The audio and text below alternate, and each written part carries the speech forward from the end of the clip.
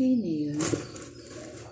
Okay, hi. Good afternoon po sa inyong lahat. Hindi naka-ready yung ka. For today's video, magluluto po tayo ng maruya. Ready ng ating harina at isang itlog. Okay. Sugar, syempre hindi mawawala yung pampalasa. Sobrang pangit ng boses ko, kaya pagpasensyahan nyo na.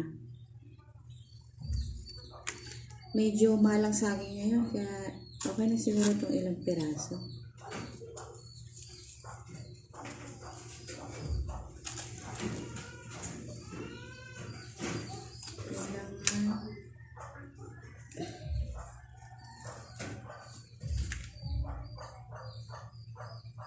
Wait lang. Medyo konti ang ating saging, kaya hiwa-hiwain natin yan ng pahaba. Okay, ano kaya magiging lasa? First time ko magluto ng maruya sa tanang buhay ko. Ano kaya magiging resulta nito? Masarap ba siya? And first time ko rin pong gumawa ng content ba tawag doon? Ano sabihin?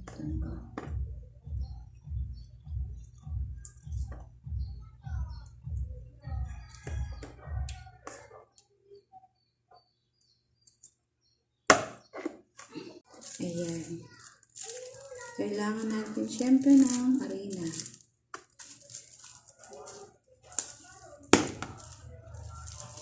Kaya kung magluto, masyado na kaya.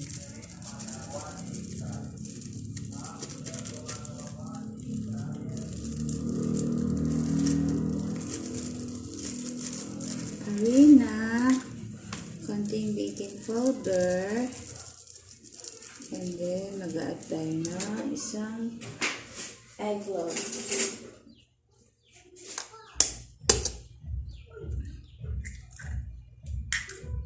Imbis na sukal po, gatas ang ginawa ko kasi may natira akong condensed na nakaraan, so hindi ko siya naubos.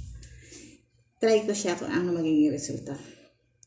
Ayan. Then, iwakumpay lang po natin siya. Haluin ng mabuti para wala yung buong harina. Diba? Para ko din kumain.